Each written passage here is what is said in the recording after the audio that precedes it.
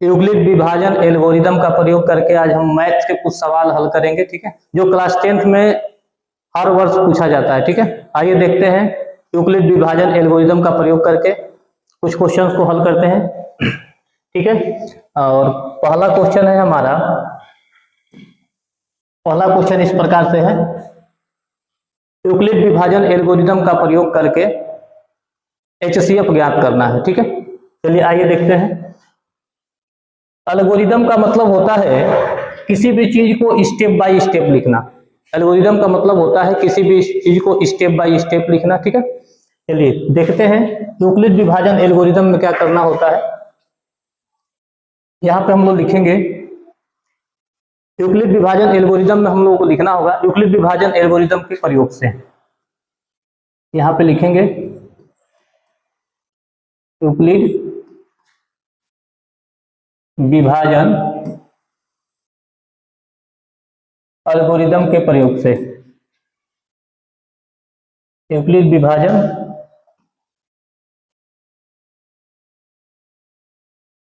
Algorithm के प्रयोग से।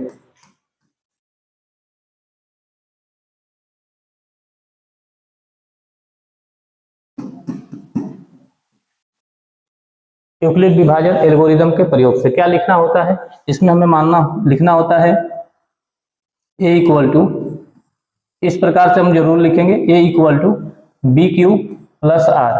ठीक है, A equal to B Q plus R, इस पॉइंट को हमें जरूर लिखना चाहिए।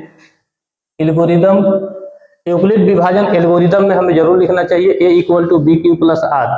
ठीक है, जहां यहाँ A का जो मान होता है A इज ग्रेटर देन होता है, यानी A का जो मान दी गई संख्याओं में जो संख्या बड़ी होती है वो संख्या हमारी A बनती है। ठीक है, चलिए देखते हैं। पहले क्वेश्चन में दिया गया है 135 और 225 दे रखा है, इनमें से जो संख्या बड़ी होगी वो संख्या हमारी क्या बनेगी, बड़ी संख्या को हम A मानते हैं चाहे कहीं भी लिखी हो। ठीक है, और छोटी संख्या को क्या मानते हैं, B मान लेते हैं। ठीक है, इस प्रकार से हम लोग इस स्टेप में रखते जाएंगे। ठीक है, इस स्टेप में रखिए A का मान 225 रखिए, बराबर करके रखेंगे, B का मान 135 है। ठीक है, 135 में हाँ Q और R का मान हमें फाइंड करना होता है। कैसे निकालते हैं आइए एक बार हम लोग देख लेते हैं, इसको डिवाइड कर लेते हैं। ठीक है, 225 को 135 से डिवाइड कर दीजिए। ठीक है, 225 को 135 से डिवाइड कर दीजिए, देखिए कितने टाइम जा रहा है, 12 माइनस 3 करेंगे 9 हो जाएगा। ठीक है, इस तरह से लिखना होता है, जितने टाइम भाग जाता है हमारा Q होता है, 135 में 1 का मल्टीप्लाई करेंगे, साथ में लिखेंगे 90। इस तरह से हमारा क्या हो जाएगा, पहला स्टेप कंप्लीट हो जाएगा। ठीक, हाँ यहाँ और भी हम लोग लिख सकते हैं, स्टेप फर्स्ट भी लिख सकते हैं, स्टेप 1 करके स्टेप बाय स्टेप। एल्गोरिदम का मतलब ही होता है किसी भी चीज को स्टेप बाय स्टेप लिखना। ठीक है, चलिए देखते हैं। इस प्रकार से स्टेप 2 में लिखेंगे, स्टेप 2 में लिखना होता है, स्टेप 2 में लिखेंगे, यहां से 135 को हम यहां ला देंगे, 135 को यहां लाएंगे और यहां पे 90 को लिखेंगे। सेम काम करने होते हैं जैसे हम लोग HCF निकालते हैं। ठीक है, 90 को यहां लिखेंगे, 135 को यहां लिखते हैं, 90 से डिवाइड करेंगे, 1 टाइम से डिवाइड होगा। ठीक है, यहां माइनस करेंगे 45 आएगा, 45 से डिवाइड कर देंगे 90 को। ठीक है, इस तरह से जो हम लोग HCF ज्ञात करते हैं, इन्हीं चीज को, इन्हीं सब बातों को स्टेप बाय स्टेप लिखना ही क्या है, यूक्लिड का एल्गोरिदम प्रमेय है। ठीक है, इसी चीज को स्टेप बाय स्टेप, यहाँ देखिए, यहाँ एक स्टेप हम लोगों का यहाँ बन रहा है, यहाँ हम लोगों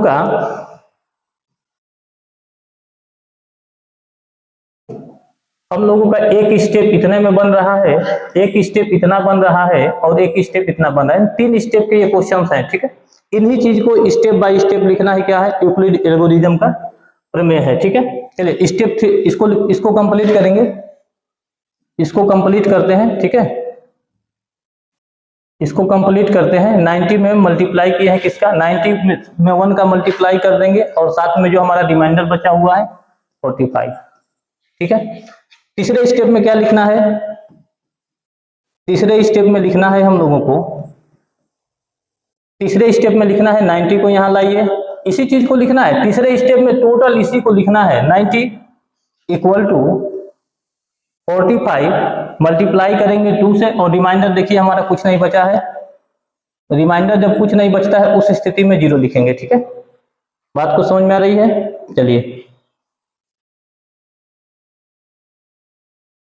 चलिए आगे देखेंगे। लिखेंगे यहां r बराबर 0, r बराबर 0। जैसे यहाँ पे r लिखे हैं वैसे r बराबर 0 प्राप्त होता है। ठीक है, r बराबर 0 प्राप्त होता है, r बराबर 0 प्राप्त होता है। जैसे ही r बराबर 0 प्राप्त हो जाएगा हम अपना कैलकुलेशन बंद कर देंगे। उस स्थिति में हमारा b का जो मान होता है आंसर होता है। ठीक है, देखिए कैसे करेंगे।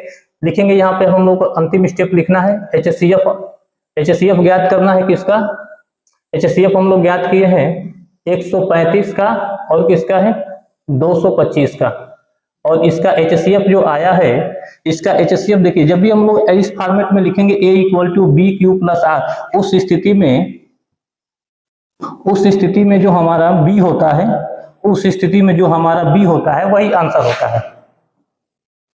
बात समझ में आ रही है? चलिए नेक्स्ट क्वेश्चन को देखते हैं। नेक्स्ट क्वेश्चन को हम लोग हल करते हैं। नेक्स्ट क्वेश्चन को हल करना है यूक्लिड के विभाजन के प्रमेय से। यूक्लिड विभाजन प्रमेय से नेक्स्ट क्वेश्चन को हल करते हैं। ठीक है, चलिए देखते हैं। सेम काम करने हैं, लिखने हैं A equal to B Q plus R. इस स्टेप को हम हमेशा ध्यान में रखेंगे, और साथ में यहाँ ये भी बताना चाहिए हमें कि A जो है B से बड़ी संख्या है। जो भी संख्या बड़ी होगी वो हमारी A बनेगी। A इक्वल टू लिखना है 38220, और B का जो वैल्यू होता है, जो छोटी संख्या है हमारे पास 196 है। ठीक है, इस स्थिति में हम लोग को फिर से लिखना होगा। स्टेप बाय स्टेप करके लिखेंगे, स्टेप बाय स्टेप करके लिखेंगे। फर्स्ट स्टेप में देखेंगे इसको, A की जगह पे बड़ी संख्या लिखनी है 38,220, A के स्थान पे रखेंगे। इक्वल टू B का जो मान है छोटी संख्या होती है, B का जो वैल्यू है छोटी संख्या होती है, और छोटी संख्या से देखिए Q और R का मान हमें फाइंड करना होता है। ठीक है, Q और R का मान हमें फाइंड करना होता है। 196 से 38,220 में भाग देंगे तो ये जाएगा 195 टाइम्स में, ये डिवाइड हो जाएगा। ये कैलकुलेट करके आप देख लीजिएगा। ठीक है, उस स्थिति में हमारा रिमाइंडर बचेगा 0। फिर से लिखना है यहाँ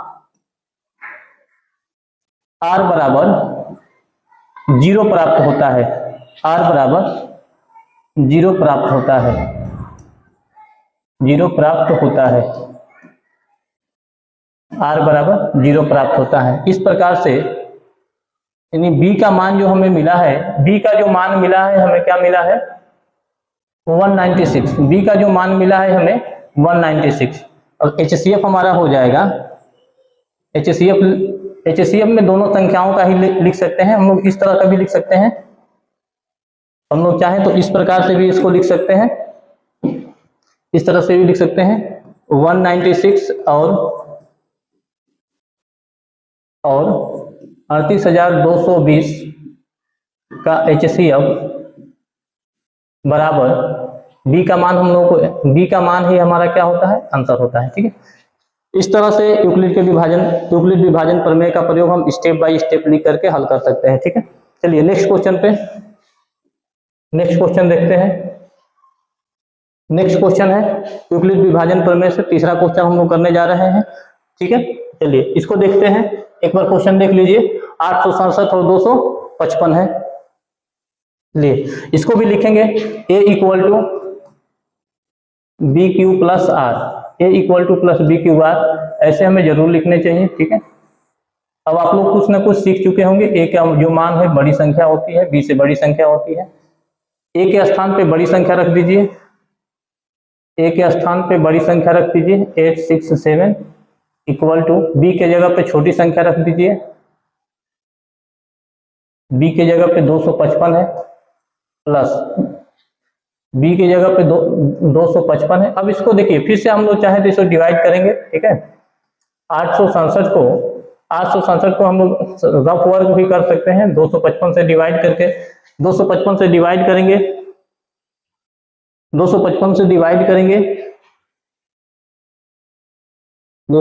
डिवाइड करेंगे, ये 3 टाइम्स जाएगा। ठीक है, 3 टाइम्स जाएगा, आप लोग डिवाइड इसे कर लीजिएगा, इसे डिवाइड करते जाएंगे और लिखते जाएंगे, आंसर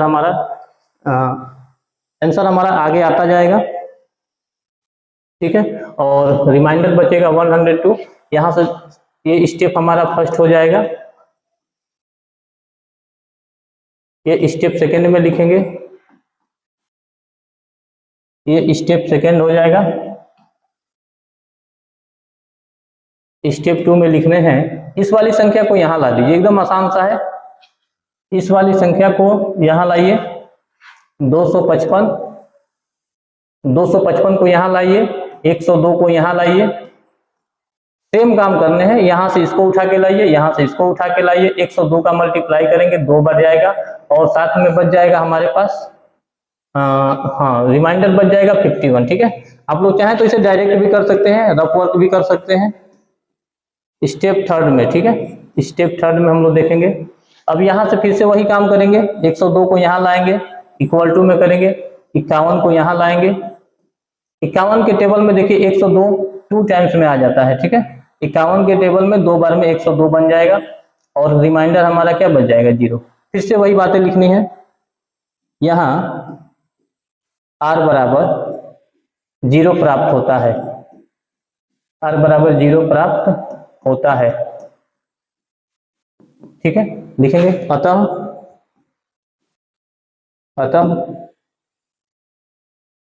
867 और 255 का HCF देखिए, हमेशा ध्यान रखेंगे HCF हमारा B, HCF जो हमारा B होता है, ये A हो जाता है, ये BQ होता है, और ये R होता है। ठीक है, इसमें से हमें B को लेना होता है। ठीक है, इसमें से हमें ये B वाला ही आंसर होता है, यानी HCF हमारा क्या बन जाएगा, HCF हमारा हो जाएगा 51। ठीक है, इस तरह से यूक्लिड के एल्गोरिथम का प्रयोग करके हम HCF ज्ञात करते हैं, उन्हें स्टेप बाय स्टेप लिखते हैं। ठीक है, ठीक है।